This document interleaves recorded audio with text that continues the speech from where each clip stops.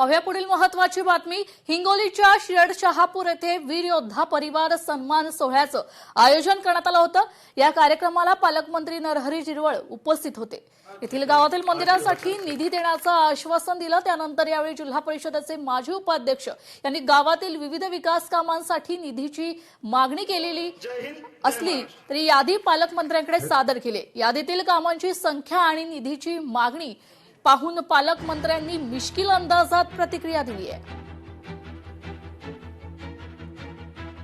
ज्या काही बाबी आहेत त्या प्रथम प्राधान्याने सांगण्याचं काम, त्या सोडवून घेण्याचं काम तुम्ही मंडळी करता। आम्ही काय करतो, वरून सरकार देतं तुम्हाला, आम्ही त्याच्यातलं तुम्ही मागता त्या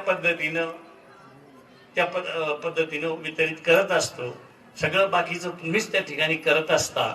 आणि म्हणून मी जे उपाध्यक्षांनी मागणी केलेली आहे त्या पद्धतीनं आताच कलेक्टर साहेबांबरोबर बोललो तर खाजगी संस्थेला आपल्याला अडचणी येत असतात, पण ते मला वाटते तुमचं क वर्ग मंदिराला घोषित आहे, त्याच्यामुळे त्याला जे शोलरसाठी लागणारी जी काही मदत आहे ती मी नवकरे साहेबांच्या साक्षीनं त्या ठिकाणी देण्याचं मान्य करतो। लोकशाही मराठी ऐका, पहा, जागरूक रहा।